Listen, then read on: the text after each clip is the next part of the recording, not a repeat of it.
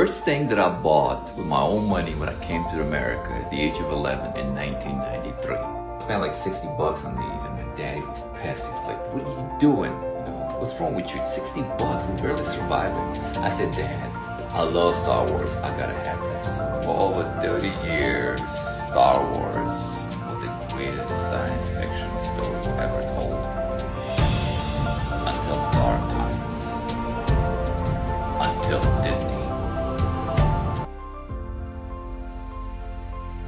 Alright, hey guys, this is David Roman. I'm the author, illustrator of the Eternal Horizon series. And I've been wanting to make this video for a while, but never really had the courage to, because the attack you get for criticizing this movie. If you know me, if you know how my books, are pretty much everyone's accusing me of ripping off Star Wars because of my books, and I don't lie, it's my biggest inspiration. I love Star Wars, first of all. I mean, obviously, how it inspired me. I was born in USSR, and back in USSR, like American movies like Star Wars, a lot of them were bad. This was considered propaganda. You have the Empire, the Soviet Union, they're like, we don't want to portray this. The rep, they didn't want it. Okay, so we had to get this stuff on the black market, flea market, whatever, the bazaar. So Dad brought home, I remember, it was 1985-ish, and I first watched The Empire. I remember my brother waking me up one morning. He's like, "You gotta watch this movie. You gotta watch this movie." The dad brought this guy. He's in a space. He's in a kangaroo in a snow planet. I'm like, what? And I started watching with Empire, and the whole Vader reveal, the whole part, and then eventually, in Star Wars, the original one, and the Return of the Jedi. And I had all three of them, and I kept watching them, and I kept watching them, and I fell in love, and my imagination started running wild. I started imagining my story. I started imagining. Because I also watched Flash Gordon, 1979 cartoon, British cartoon, New Adventures of Flash Gordon. So I started imagining this story about a guy lost in space. And then, like when I was 6, there was a war in my country. I became a refugee, so like we lost all the tapes. We didn't have time to get all that. But the thing is, when I first came to the States, I got those movies because that was my favorite thing. I wanted Star Wars. Yeah, once 2005 hit, I decided to start writing my story. So I wrote my first book in 2005. I started my first draft in 2005. I didn't release it in 2009. And when I released my second book in 2014, that's when I heard that he sold the Disney part, and Disney was gonna come out with a new movie. And I'm not gonna lie to you, I know a lot of people are gonna get a lot of hate for this too. I love The Force Awakens. I fucking love The Force Awakens, man. I love fucking Finn's character. I fucking loved, he was amazing. I love Poe's character, my man Oscar Isaac. He actually played an Armenian in the Promise, man, my man. There's my representation. I don't really care about that. I'm not James Z. I don't care about that, honestly. I just wanted to hear a good story. And the story was, yes, it was similar to the first one, pretty much like direct copy and paste, but I loved it. I fucking loved it. I loved Rey. I loved Rey so much, I painted her. Look, this is a painting that I did in 2015. I fucking loved it. Pardon my French. I loved it. And I was gonna Snoke. I wanted to know his background. Andy Serkis is also actually part Armenian. I wanted to know. I was like, oh wow, that's awesome. I wanted to know what Snoke's background is. How come he's there? How come he has all this fear over Kylo? And it was tragic how Han went. But there were some parts like the whole exchange between Leia and Chewie. I hated that part. But I overall loved it. And then, I waited 3 years, and I remember we all went. I went with a group of people. We all went, like 6, 7 of us, to watch. And I was watching it, and as soon as Luke threw away the lightsaber, it was already like what's his name, Rian Johnson. He said it. He said it. Tossing away the old and new, and right there that hit me. I was like, whoa. Luke won't do that. Is he gonna get it back? Whatever. But I was like, whatever. I kind of like let it go.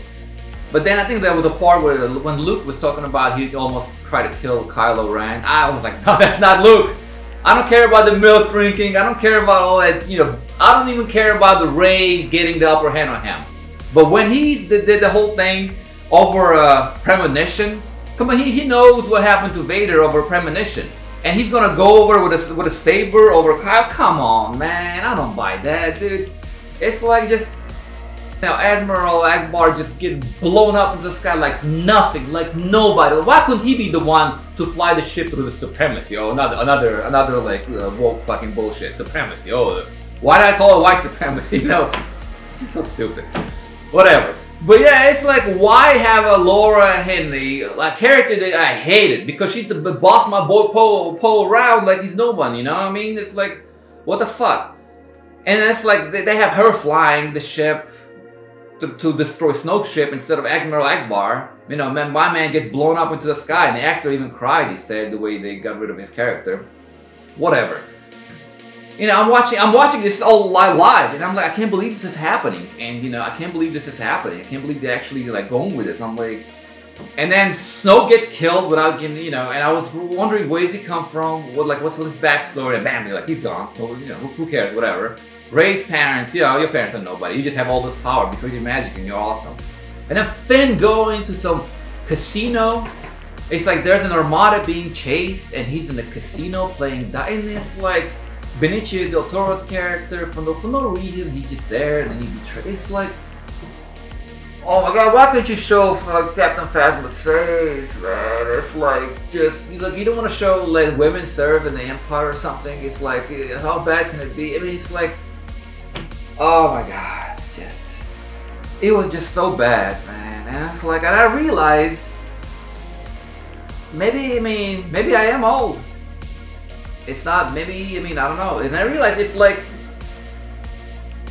I had all this criticism when I came out, right, from the theater, and I told all the people, and they were all quiet. Nobody had anything to say. Nobody had anything positive. Nobody had anything to say. But next day, everybody had something to say. They went online, they read all the comments, they were like, oh, well, you like the prequels better. Oh, yeah. But then I saw people getting attacked online. Whoever criticized it was, you know, being called a racist. I'm like, what the fuck? I mean, I'm like, if I say something, they're gonna call me a racist too. And it's just like, it's just, I don't know, man. I felt like there was a really division, and I pretty much gave up on Star Wars right there. Because I realized once Disney bought the rights, they can do whatever they want, and they can call it canon, they're gonna call it canon, but it's not his, okay? It's not his. He didn't touch it. He didn't create it. So I don't follow it. So I don't care how awesome you think Mando is. I keep hearing good things about it. I'm not gonna watch it, okay?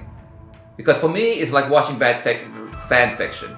And if I give them credit by watching some part and not the other part, it's like, you know, what am I doing? It's a principle, you know. You watch Rise of Skywalker, that means Palpatine comes back. And Palpatine cannot come back because Anakin is like, it destroys the whole purpose of the original Star Wars. Don't you like, can't you see? It's like, I don't want to just support that. I don't want to support that. You know, call me a fucking hater, you know. Look how big of a fan I am. This thing has inspired my whole work. It's your Disney Star Wars, but it's not George Lucas' Star Wars. It's not original Star Wars. Yes, the author determines what's canon, okay? I don't care what he signed off. I don't care what rights he signed off. It's the same as, let me give you an example. Well, Lord of the Rings, obviously. You know Rings of Power is all made up, okay? Lord of the movies pretty much stick to the book. Hobbit strays off, but pretty much sticks to the book. So they could have done Silmarillion, but no. But Rings of Power is completely new, completely Amazon stuff. So whatever. This is the same situation. This new Disney Star Wars, like, I don't feel like it's the same as Star Wars that I know. I don't like it. I don't want to support it. So that's the way I see it. Or Dune. There's only 6 Dune books, but Frank Herbert's son continues the story along with another writer. I forget his name, but I have some of their books, and they're good. I've read some of them, but they're non-canon. I'm sorry, guys. You know, they're non-canon. This is what we're trying to say. This is what the OG fans are trying to say. They're non-canon, and George Lucas's name makes it canon. That's all that matters. I can't believe people are actually defending this, and I guess, like, I mean, it's not for me. It's not for me. I haven't seen it. I refuse to watch Mando. Call me names, whatever. I refuse to watch Boba Fett. So, and it all happened with The Last Jedi. They should have just left it alone. They should have did the spin-off. They should have did the Mandalorian, all that crap. They should have left the main characters alone. That's what I feel like, man. Then maybe I would have given them a chance. So maybe if they like get rid of this new, I don't know, man. You know how people say Star Wars, some Star Wars is better than no Star Wars. No. No Star Wars is better than Star Wars. Because look at what Liam Neeson said. He even said that, hold on, who the fuck is texting me? Yeah, Liam Neeson even said, you know, it's oversaturated. There's too much stuff going on. People can't keep up. People can't keep up, so.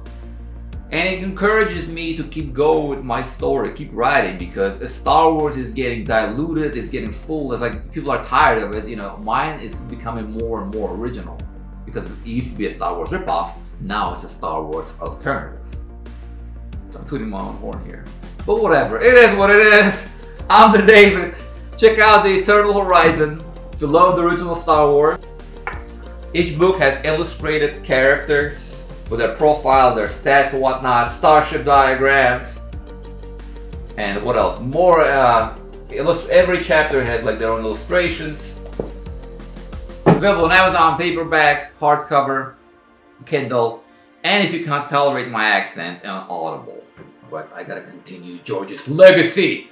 I will continue your legacy. I'm like freaking Kylo Ren. I'm like Kylo Ren in Force Awakens. I'm crazy, man. I'm fucking crazy. See, I'll see what's going on, right? So anyway, Eternal Horizon, Amazon. 4 books available now.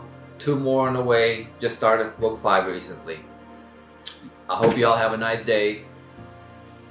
And, you know, enjoy the rest of your week.